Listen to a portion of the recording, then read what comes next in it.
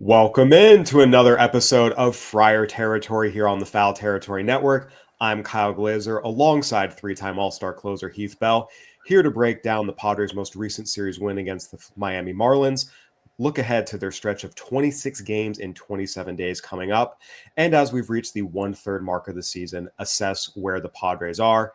Heath, Padres took 2 of 3 from the Marlins. It's a series win.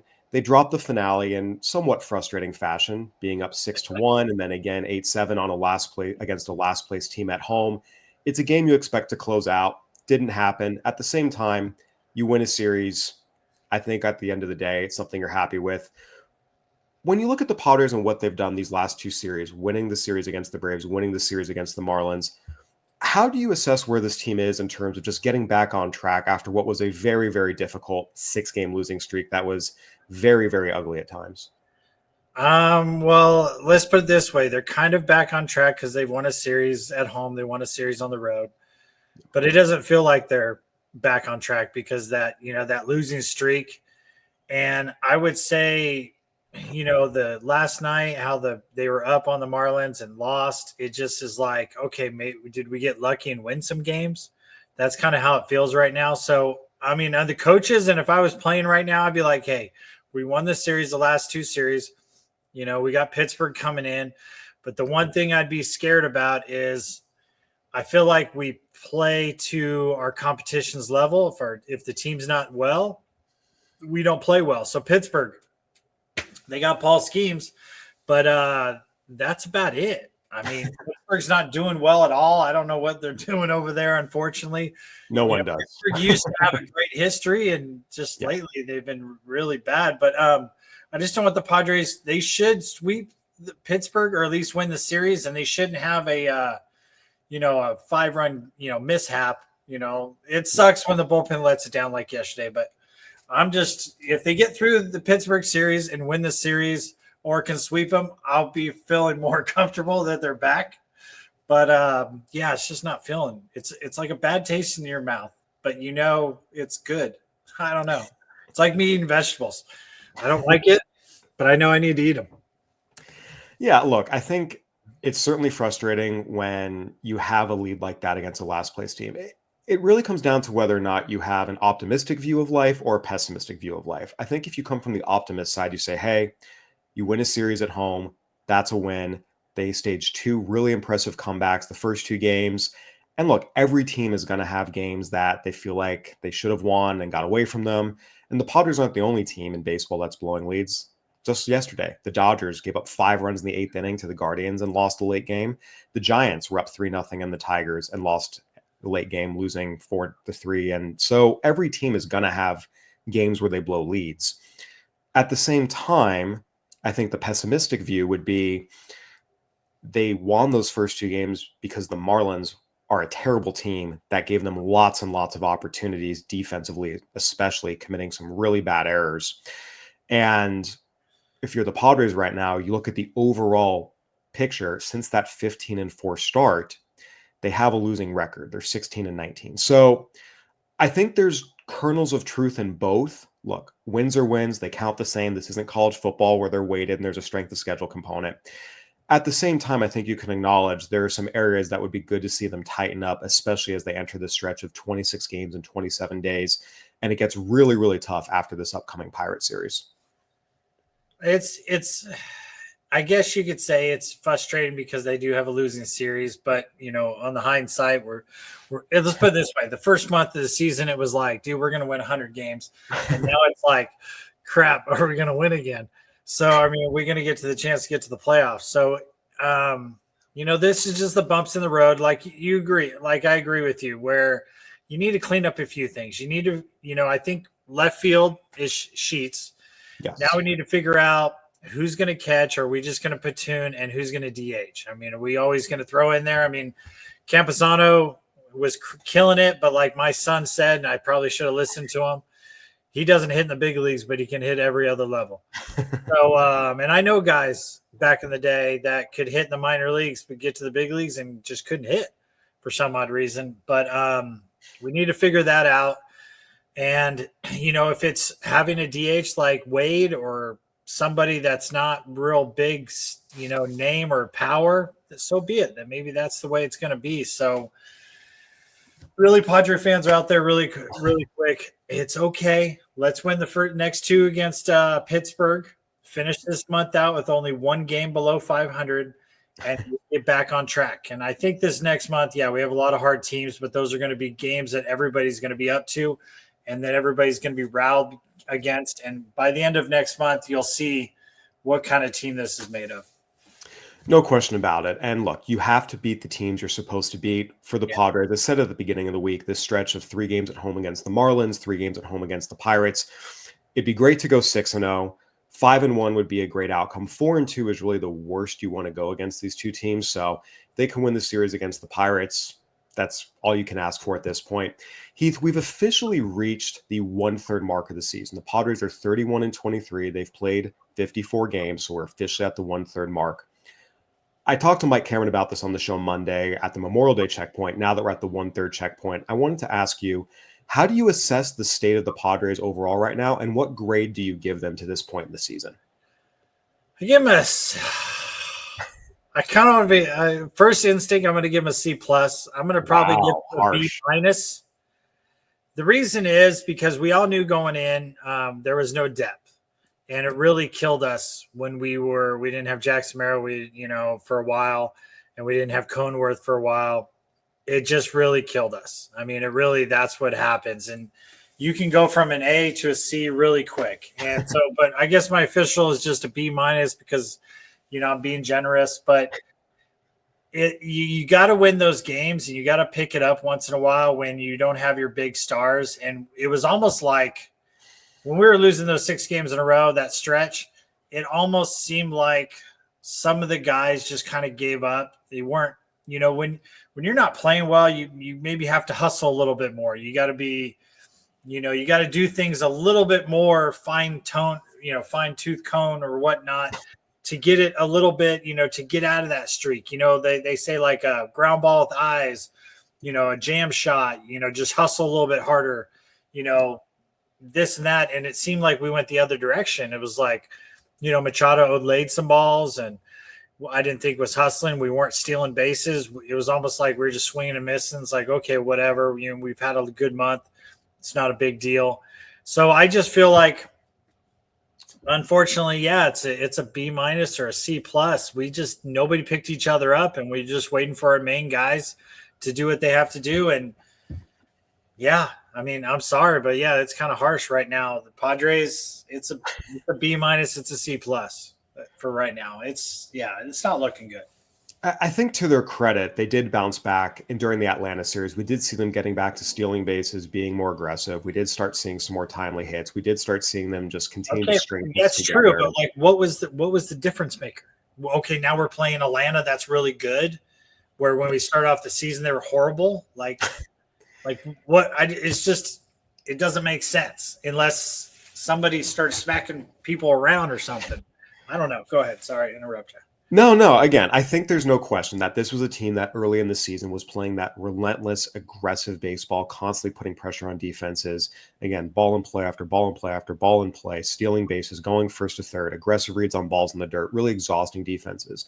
There's no question they got away from that. We saw their stolen base numbers tick down, their extra bases taken metric on Baseball Reference. They were top 3 or 4 early in the year. They dropped outside the top 10. So they certainly lost some of that aggressiveness. I will say we are starting to see them get back to it. We saw that during the Atlanta series. We saw it during the Marlins series again, to string together hits, forcing the defense into mistakes. So it's not as smooth as it was early in the year, but I do think they're getting back to it. I said this on Monday, and I'm going to keep the grade because they won their most recent series, even though the Wednesday loss certainly was not ideal. I give them a B+. As much as there's been some highs and some lows and some ups and some downs, they're on a 93 win pace. And coming into the year, I thought this was an 85, 86 win team. They're second place in the NL West. They're only 2 games back of the Dodgers. We've seen some good things. We've seen the ability to come back, even in the loss yesterday. Gavin Sheets, another go-ahead shot. 7 of his 11 home runs this year have been game-tying or go-ahead shots. Manny Machado's figuring out offensively at the plate. Jackson Merrill's looking like a stud. The core 4 in the bullpen, they've had some hiccups, but overall they've been pretty good. I think given the injuries they've had, both in the rotation and the lineup, given they played a tough schedule in April. Again, had things been perfect? No, but you're still on a 93 win pace. And when you look across all of Major League Baseball, a lot of other teams also have the same problems the Padres are having. Some injuries, some guys underperforming, some inconsistencies. And the Padres are in a better position than most of those teams. I think sometimes when we focus on just one team, we lose sight of the big picture that these are every team problems, and the Padres are actually handling them and getting through them better than a lot of other teams in Major League Baseball. Yeah, I agree with you a little bit there. I just don't like the, hey, you're going to be DH today. You're going to play this position. I just have a problem when you have a bunch of shortstops on a team and you just put them in different positions. And that's my big thing, because here's the thing is there's some outfielders, and I'd love Mike Cameron's, input on this. He's an outfielder and he's a stud outfielder. There's some to say that Jackson Merrill's great player, this and that, and I'm not knocking him, but if you put a shortstop that's very athletic into the outfield, or you have a guy that's kind of been there his majority of his career, there's a different instinct.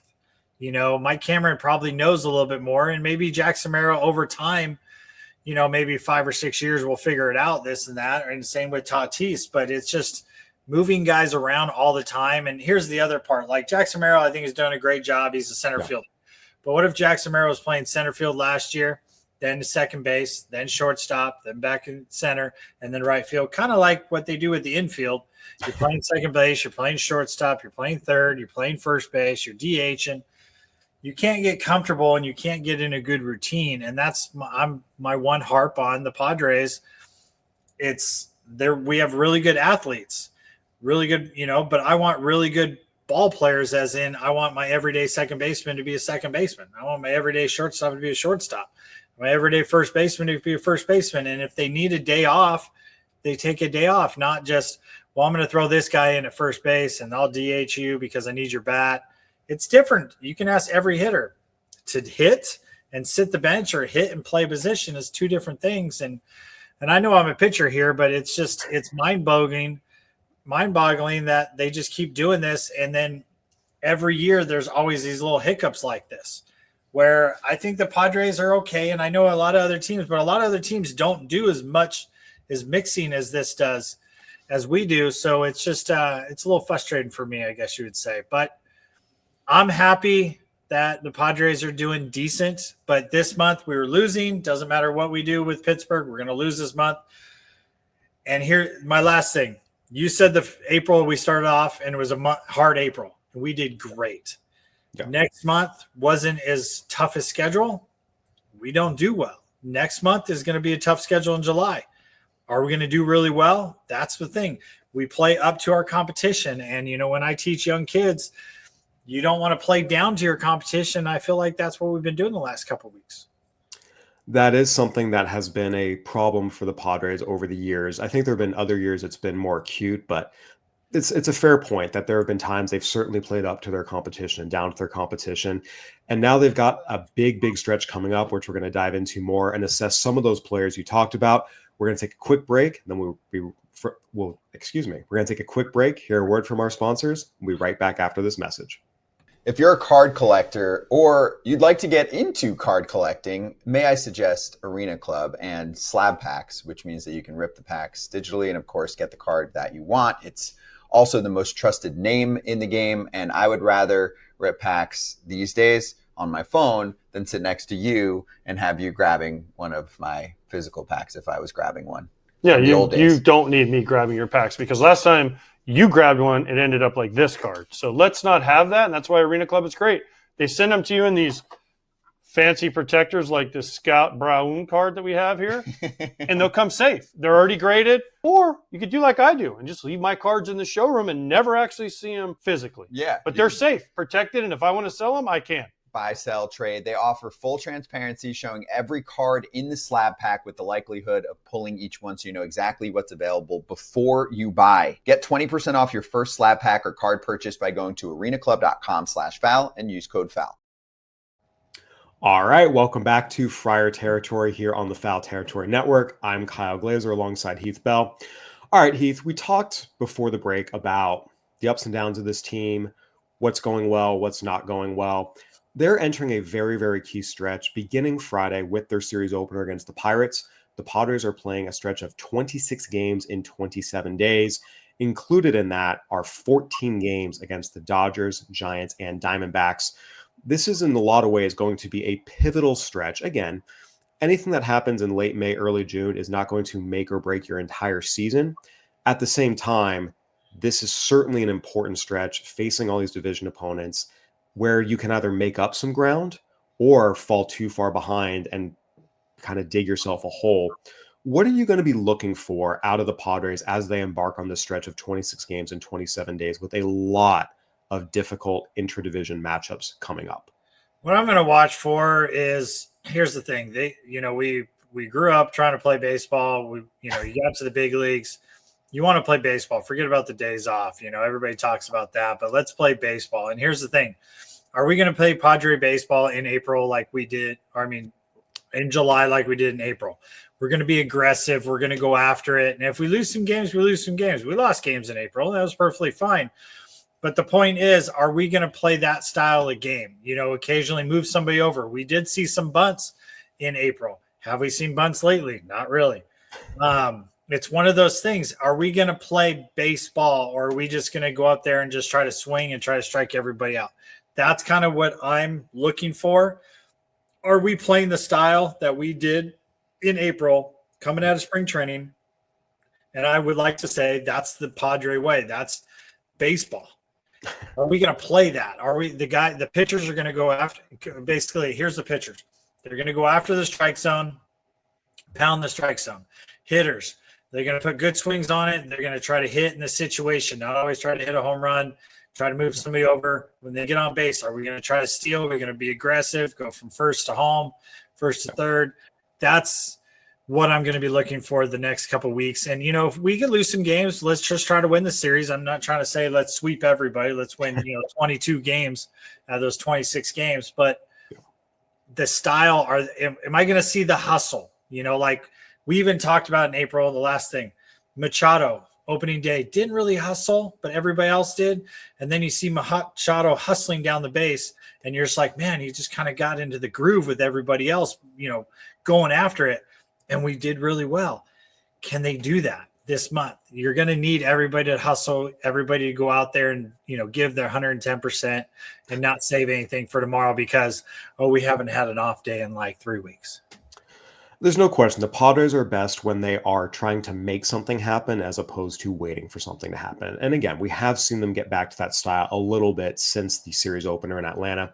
Heath, there's a couple of focal points that I think are going to be really, really important.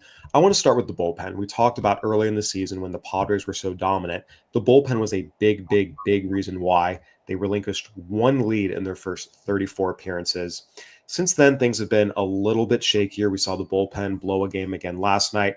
Just when you thought they were getting right, they're on a streak of 12 and a third scoreless innings going into yesterday. They'd had 3 really impressive outings in a row, and then it collapsed all yesterday. On the whole, you feel pretty good about the core 4. Robert Suarez, Jason Adam, Jeremiah Estrada, Audrey Morejon. They're all going to have bad games. Jason Adam had a bad game yesterday, but on the whole, you're going to feel pretty good about how they're going to perform more often than not. But the Padres need some of the other guys in the bullpen to step up and perform as well. Yuki Matsui has done an okay job. He's still walking too many batters, but on the whole, he's been okay, yesterday aside. But Alec Jacob and Wandy Peralta were 2 guys you wanted to see help this bullpen, kind of take a step forward. And it just didn't happen. Alec Jacob had a 1.80 ERA in April. He then allowed 15 earned runs in 8 1/3 innings in May. He was recently demoted to AAA. And Wandy Peralta, really 2 years in a row now, has just shown himself to not be super reliable, especially in high leverage situations. What were you seeing from Jacob, and what are you seeing from Peralta as the problem? Personally, it's hard to explain because I try with my kid, but I feel like they're pitching scared. I feel like they're pitching not to please, throw the ball, please don't hit it. It's kind of like that. Like, it's kind of, they're not pitching to be convicted. Like, okay, I'm going to throw this ball down and away. You're not going to hit it. If you do, you're going to beat it into the ground. I'm going to throw this ball up and in. If you make contact, you're going to pop it up. That's as a pitcher's aspect, especially in the bullpen. You got to have that confidence that nobody's going to beat you. You're going to beat everybody, even like Trevor Bauer. Hey, fastball's coming. Fastball, well, you're not going to hit it, or if you do hit it, you're going to pop it up or ground it out. Where I feel like, and it's hard to explain, if you're a pitcher and it's like, please don't hit this, whack, my gosh, man, I can't throw it where I want to, this, that, and then you have doubts. I feel like as soon as you have doubts starting to creep in, dude, it's a waterfall. It's, you're like a salmon running upstream. Everything's going against you. And then with the pitch clock, I mean, you used to tell guys, okay, take a deep breath, walk around the mound, kind of slow it down. Now the pitch clock, you got to get up there. You got to throw it again. You got to throw it. You got to throw it. Yep. And there's not that whole lot of, and I don't see pitchers going, hey, timeout. I think you can do that. I mean, hitters do. You probably only allowed one at bat or one an inning, but you can call timeout. And that's what the old school way of doing it, and just kind of like, hey, I just need to settle down, or have an infielder come over real quick and just, hey, it's okay. It's okay. Yeah. You can't do that anymore. And I feel like it's doubt. And I know they're going to say, if I was talking to right now, they'd probably say, no, I'm confident. Well, a confident person doesn't have to tell people you're confident. And I just feel like they need to find that confidence within. And it's hard to in the big leagues. You can go down to AAA, you can kind of build that confidence, but when you come back, you got to have that confidence, not going, okay, I can do it in AAA, but okay, I got to have one good outing before I can. No, you just got to be confident. You got to be. Every great reliever will tell you, we're all a little messed up. Closers are probably the most messed up, but we believe that we can get anybody out, even if we have a 30 ERA, the good ones. And the bad ones just don't believe in themselves anymore. They want to be starters or this, that, or they're working on a pitch. There's always something wrong. My pitches aren't working. Well, maybe it's your head, not your pitches. So, yeah, I think there's no question getting the supplementary bullpen guys right is going to be huge, because you don't want to ride your core four too hard. And we've seen. Well, here's the thing: our core four has been doing really well, and I wanted to say this real quick before we get off. I had a coach, Bill Champion, back in the day. He played, I think he pitched for the Braves years ago. This was probably in the 70s, but he was my coach in rookie ball. And he goes, I love great pitchers to pitch 4 or 5 games, some relievers maybe 10 games, and then just shit the bed. Just do horrible.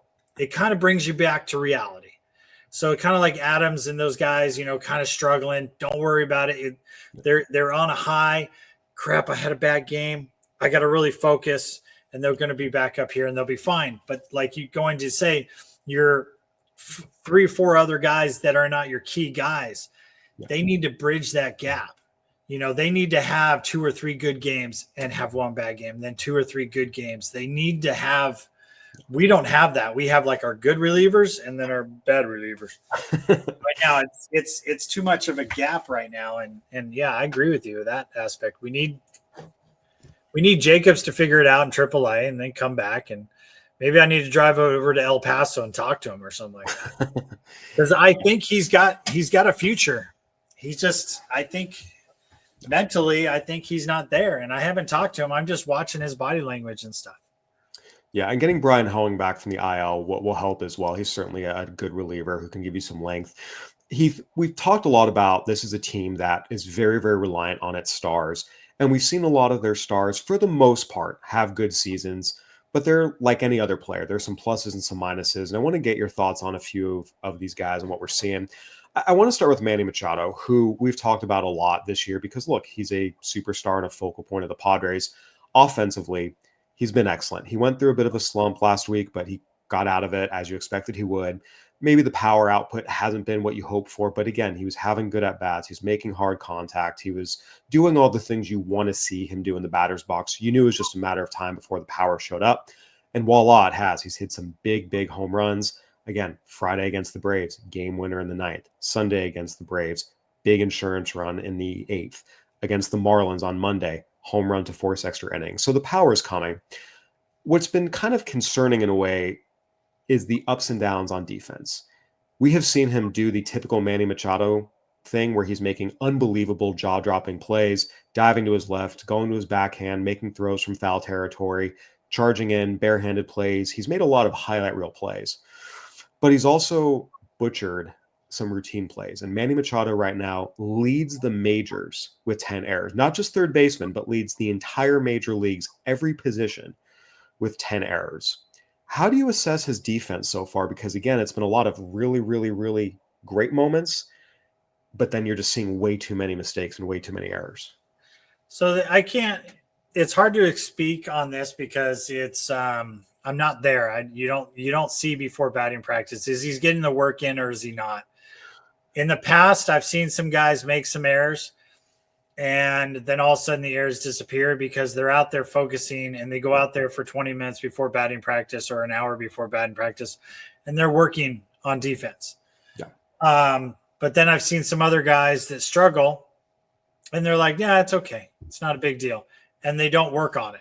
And those are the ones that you get frustrated because you're like, here's the thing. Sometimes you just need a little, knock the dust off, or, we would say get a new glove. Maybe your glove is old. Maybe Machado's been using the same glove forever. I don't know. Or it's different as in, I've heard some infield coaches say where you normally, stand, if you're making some errors, take 2 steps back or take 2 steps forward where you normally stand. It'll kind of change the trajectory of where the ball's been going because maybe it's eating you up right there. Maybe it's just, the stars are aligned and that's where it's eating you up. So if you adjust and you go, okay, I feel comfortable here, take a step to the right, take a step forward just to change things up a little bit. It's kind of like hitting as aspect. And the reason I know this is because I was asking about my son when he was younger. Hey, how should I teach him hitting and, fielding and all this stuff? And they were just telling me like, when you feel comfortable, that's when, shit can hit the fan. That's when you can make a lot of errors or be great. But when things are going wrong, you got to find your happy place and then go to some place that's uncomfortable and it'll change things up. And I just think Machado, like I said, I don't want to say he's not working on it, but if he's not working on it, that's probably I will say he is.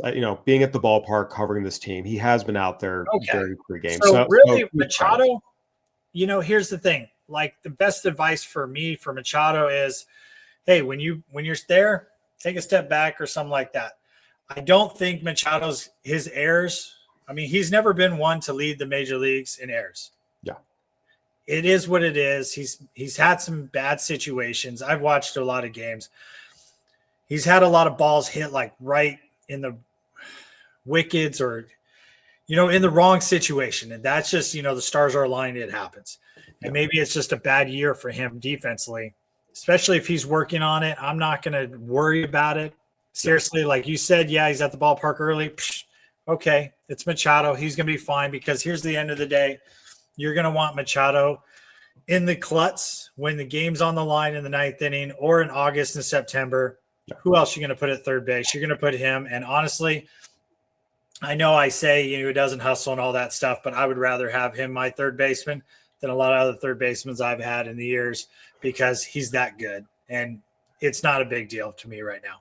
And to his credit, we've talked about this. He has done a much better job hustling. We've seen more focus, engagement, energy this year than we have sometimes in previous years. So I do want to give him some credit. Oh, Heath, I want to move over. A lot better than. Trust me, 2 years ago, I'd be like, I don't know. This year, I love the guy because the guy's he's doing what I saw him do in Baltimore, besides throwing the bat and all that stuff. But everybody just looks at highlights that. But the future Hall of Famer, Machado, that everybody really sees, we're seeing it this year because that's the guy that we all loved and we all wanted him to play like that. And he's been doing it pretty much, 99% of the time this year. Absolutely. Heath, I want to ask you about the player to Machado's left, Xander Bogaerts. A few weeks ago, you had the towel ready. You were ready to throw it in. Where are you now on Xander Bogaerts, especially after he's been better over the last month or so? Honestly, he's okay because I'm saying he's a 240 hitter. I'm not saying he's a 260, 280 hitter anymore. He's not a power guy. I really think he should be hitting 7th in the lineup. No higher than 6th, but really he should be hitting 7th, 8th. I'm okay with that, really. If I'm going to throw the towel in right now with anybody, and honestly, it has to be Camposano. He just can't hit the big leagues. I mean, You it's know, been 2 so games since his call-up. I think we need to give him a little more time. well, here's the thing. He's been here before. He's going to run into him. Any guy is going to run into him. But I mean, he was hitting really well in AAA. You think he'd come up and at least make some good contact. But his first game, I don't even think he made contact. So that's why I'm just not happy with that situation. But Bogaerts, hey, we gotta take this. We're overpaying our shortstop, and we're not getting what we originally thought. But let's just dumb it down where he's really gonna be. He's gonna be a 230, 240 hitter, probably hit 5 home runs, maybe a good thing, hit 10. We're good. It's okay. Lower your expectations, and I'm pretty sure Bogaerts will finish the year a lot higher than you think. I think with Xander Bogaerts, I want to give him some credit. It was a really, really rough April. Over the last month, he's hitting about 260. His on-base percentage is up around 340. And where I think he's been really impressive is actually defensively at shortstop. Coming into the year, this was a giant question. His lateral range has certainly declined. His arm strength has really, really declined. But I think he's done a really good job taking steps to mitigate that, doing the veteran instinctive type of things that you need to do and understand you don't have the same level of athleticism you did before. He's actually shown impressive range over the last month. It's better than it was at the start of the year. We're seeing really good pre-pitch positioning. We're seeing a really good first step. There's been a couple balls he's gotten to, especially to his left, that I've been impressed with. And even on Monday, Manny Machado made a diving stop to his left. Xander Bogaerts was in position right behind him deep in the hole to pick the ball up if it had gotten past Machado. I was impressed that he was able to get over there. In terms of the arm strength, he's also done a good job getting the ball out quick, being accurate with his throws. We're seeing him do the things that veterans do when they understand, hey, I can't do the things physically I maybe was able to do when I was younger. Now I have to adapt and adjust. And that's easier said than done. I want to give him credit for that. He's actually been, both the eye test and all the metrics across the board, an above average shortstop this year. And again, it's been instincts, it's been positioning, it's been getting the ball out quick, it's been accurate throws. I give him a lot of credit for that. And the other thing we've seen him do is be really, really effective on the bases. He has 11 stolen bases this year. And again, he's just been really, really smart in choosing when to go, what the situation is, but both in terms of whether it's a situation in the game that the Padres could really use a spark, or just, hey, what's the count? Who's on the mound? Who's in the batter's box expecting a breaking ball? I think we've just seen him do a really good job using those veteran instincts to get the most out of his physical ability he can. And again, if you're 260 with a 340 on base percentage, playing solid defense at shortstop, and on pace for a 30 stolen base season, that's not a bad player. And I agree it's not what you were hoping for when you signed him for 11 years, $280 million. But I do think he deserves some credit for how he's been playing recently, especially. I think Bogaerts is fine defensively. I've never had a problem. Even in the past, I know he's made some errors in the last couple of years, but I never had a problem. I was pissed off last year when they put him at second base, because I know he could play shortstop. And yeah, is he going to be Khalil Green or what he was in his younger days? Probably not, but it's okay. He makes the plays, and his defense has never been an issue with me. It's just his offense. I look at a lot of body language in players, and I think he just had a stretch where it just wasn't good. But I've kind of like taken, hey, Bogaerts is going to do this. He's not going to hit 280. He's not going to hit 290. He's going to hit around 240 to, at high 260. Okay. And he's been doing just that. So really, I know early on I've kind of had the towel. Am I going to throw it in with him? I'm kind of like, you know what? Bogaerts is where he's going to be. And, he's fine. So I got no problem with the X. There's just a couple other guys in the lineup. And yeah, Camposano, I know, has been a short. He's only had 11 at-bats since coming back. But it just hasn't looked good in those 11 at-bats at all. And I was expecting him not to hit 300, but just to hit the ball hard. And, and I just haven't really seen that. So.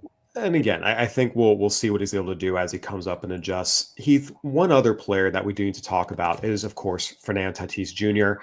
Through April, looked like he was going to be the National League MVP, was hitting up over 340. We saw the home runs. We saw the stolen bases. We saw the great catches in right field. We saw him gunning down runners at the plate.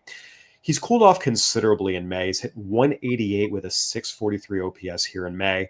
The most noticeable thing is he's chasing breaking balls below the zone again, which has always been the scouting report on him, that dating back to his days in rookie ball, he will chase, he will go fishing against breaking balls below the zone. Again, if you leave it hanging, he'll hit it 450 feet, but you can get him to chase. And we saw him rein it in April. He started expanding again here in May, and the results bear that out. Again, 188 with a 643 OPS.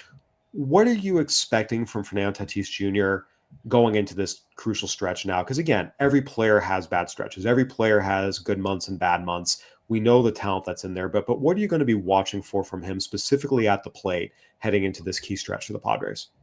Really, I'm going to be watching. Is he going to be swinging at everything down in the zone? Some guys have an attitude. I remember, talking to some hitters back in the day or listening to them. They basically say, if a pitcher throws me 3 pitches at my knees, you know what? I'm just going to tip my hat and say, good job.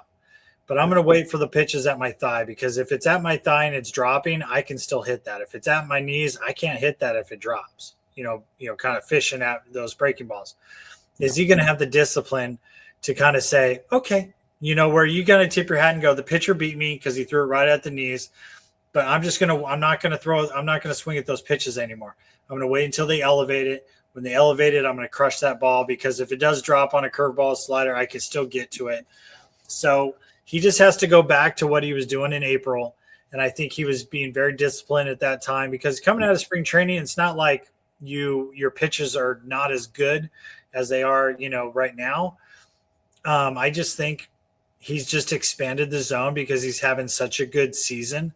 You kind of doing some things that you weren't doing early in the season. You weren't being as disciplined, and you have a bad game or two and you're just like, it's not a big deal. And then it turns into a week, and then 2 weeks and 3 weeks. And now we're kind of at here where let's go back to the basics. What'd you do in spring training? Let's just, make that zone a little tighter. And if some pitcher just comes up there and throws 3 pitches on the black, you just tip your hat, waiting for next at bat, because most of the time pitchers are not that good. And I know I'm one of them, to throw on the black every single day. So it just happens. And just be a little bit more disciplined, Tatis. It's fine. You'll be all right. And the last thing I think that's going to be really, really critical to watch as they embark on this stretch is the health of their starting pitchers. Michael King went on the injured list with shoulder inflammation. Yu Darvish made a rehab start last week in El Paso in his recovery from elbow inflammation. Felt some elbow soreness after the rehab start, is back in San Diego. Played catch on Monday, but as of right now, there's no update on when he might return to the mound, no update on if he'll go out for another rehab start. So things are certainly murky there. I want to hone in on Darvish with you, because you've lived this as a pitcher who has dealt with elbow and shoulder and all sorts of injuries, especially the effects of aging. When you hear a pitcher has soreness after rehab start and there's no set date to return, what does that mean to you? What does that say to you? Somebody's lying to me. Really, it basically comes down to it. I mean, there's 2 things. One, even like King slept on it wrong. There was something going on. I mean, you don't go on an injury because you slept on something wrong. You kind of maybe miss a start or whatnot because, your neck tightened up or your back tightened up. You get a chiropractor, boom, back into the fine. Get the trainers to work on you. It's either the trainers aren't paying attention and are not preventing injuries, or everybody's just lying to the press, lying to us right now. I mean, with Yu Darvish, them saying coming out of spring training, well, he's pretty much pitched in spring training, and then towards the end going, well, he's a little sore. He's going to start the year on the DL. Huh? And then, he pitched a game and then he's sore. Huh? There's something more going on that maybe nobody wants to tell us. Maybe there's a slight tear that nobody wants to talk about and said, I could just pitch through it, this and that. I don't know. But it's just not good right now. Or, I mean, like I said, either we're being lied to or, we had really good trainers when I was in San Diego. They're not there anymore, but they were all about preventing injury. When I came over from New York, New York's motto was, if you're hurt, you come in the training room. If you're not hurt, you don't go in the training room. When I got to San Diego, they're like, we want to put our arms on everybody, our hands on everybody, so we can prevent things happening. If you're tight, let's work those soreness out. Yeah. So it doesn't become a strain, because it doesn't become a tear. Yeah. A lot of clubs don't do that. And I don't know about the trainers now that they have now. I know our Mark Rogo is the head guy. I knew him. He was a rehab guy in the New York Mets system when I was there. So I know he's a good guy. Didn't really have much like he never really worked on me because I wasn't hurt back in the day. But are they preventing all this stuff, or are they just kind of like getting the normal stretch and going up there? So there's to me, hearing all this, there's something fishy going on. There's just some I can't put my finger on. There's something there that nobody's telling us. I think with Darvish, again, it's just concerning when there's no set date. I will say that if you're the Padres, the primary goal is to have these guys healthy and 100% for the stretch run. And if that means slow playing it early in the season so that when they come back, you are sure that they are fully healthy and ready to go, I don't disagree with that. So I look, Michael King's shoulder inflammation, anytime it's one of your top pitchers and it's shoulder, of course it's concerning, but let's just see, stay on the IL, go through the rehab process, see when he comes back. I think with Darvish, just anytime you have that, he made a rehab start and he felt something and now he's just kind of back to playing catch, it is a little concerning, but I also understand if they want to slow play it so that he's 100% come July. I do get it. With King, I'm okay with, because, it's 10 games. It's not like 2 weeks like before. So really he's going to miss a start or two. It's not a big deal, especially he's pitched. You want him to the stretch, he's, if he gets kind of like 2 weeks off, really that's what 10 days is. It's kind of like, okay, it's not a big deal, especially starters, because you don't want your workhorse to dominate, win 18 games for you, have a great ERA, and then just gassed in the last, September. I get that. But Yu Darvish, there's something fishy there that we can't put our finger on. And I feel like we're not being told the whole truth. Maybe Darvish isn't telling the whole truth, or maybe it's the trainers. I don't know. It's somebody out there is not telling, because I was expecting him to miss a couple weeks and then start pitching by now. And he's only pitched one rehab game. So what's going on? I mean, I know my arm is shot and I'm almost 50, but I'm pretty sure I could pitch more than Darvish right now without being a really sore as much as him, especially if I had a trainer and fitness guys around me. So that's where I'm just like, there's something with Darvish that, yes, I want him in August and September. Yeah. But what kind of Darvish am I going to get? Am I going to get Yu Darvish that we all know of and that can pitch? Or are we going to get a 50% where I'd rather take a young guy that, maybe the other team has no idea what he's going to do?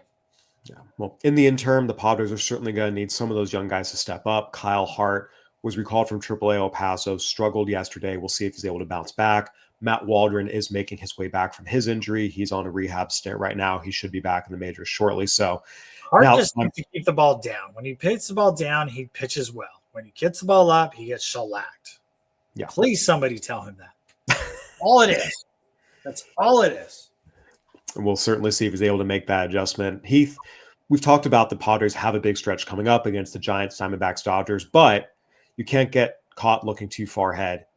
The Pirates come into town this weekend for 3 games. The Padres are missing Paul Skeens, so that's obviously a bonus.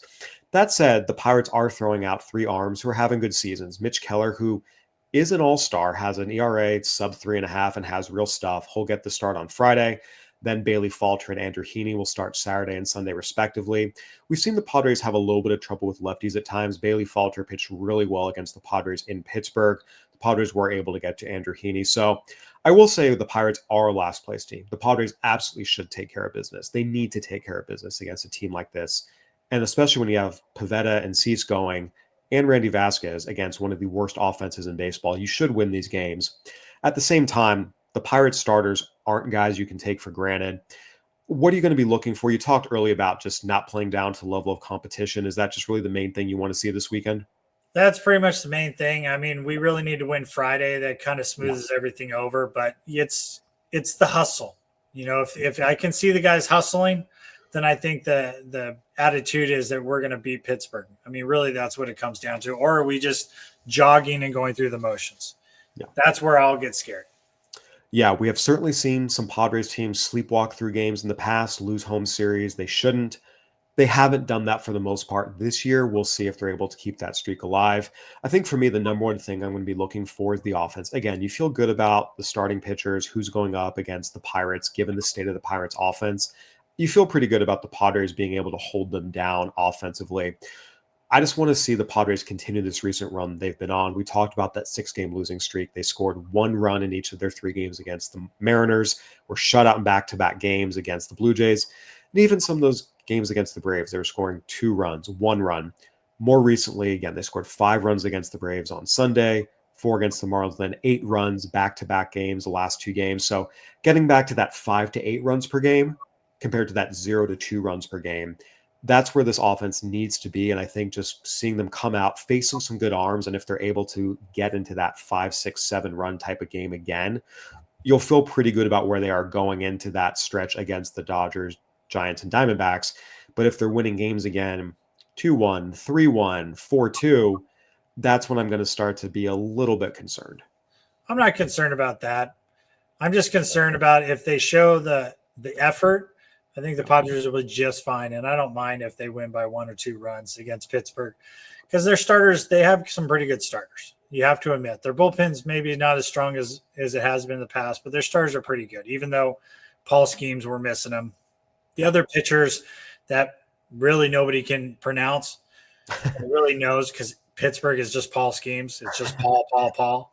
Baseball cards, everything. Are we going to trade Paul? We're not going to trade Paul. But the other pitchers are actually pretty good too, guys.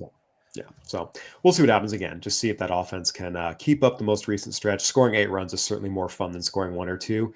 Heath, it's been a pleasure as always. Thank you so much for your expertise and insight. All right, let's go, Padres. Let's figure it out. All right, this has been another edition of Friar Territory here on the Foul Territory Network. Go ahead, like, subscribe, review. Let us know. We'd love to hear from you. We'd love to talk Padres baseball with you. For Heath Bell, I'm Kyle Glaser. Thanks for watching and listening. See you next week.